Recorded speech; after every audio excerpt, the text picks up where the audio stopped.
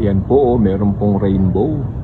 Hindi mo may paparating na bagyo pero may dumating na rainbow. Baka it means hindi na po yan matuloy. Hindi na matuloy yung bagyo. Thank you, Jesus. There's a rainbow. And a rainbow in the Bible is a promise that God's protection, no, para hindi mabaha. Para hindi mabaha. Yan po ang nakalagay sa Bible.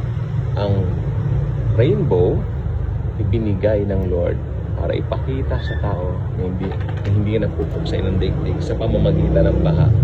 So thank you, Jesus, for this very wonderful sign na inyong pinagkaloob. Today, November 7, 2025. Habang iba natatakot na sa bagyo, tayo confident because the Lord shows that rainbow for us, isusumap mo. Wala na, ito ang pinakamalaking sumap ng phone ko.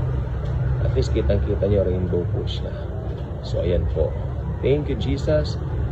Maging confident tayo na ang mga kamay ni Jesus ang siyang bahala, no, sa buong Pilipinas. Okay? And God bless sa ating lahat. Napakaganda talaga.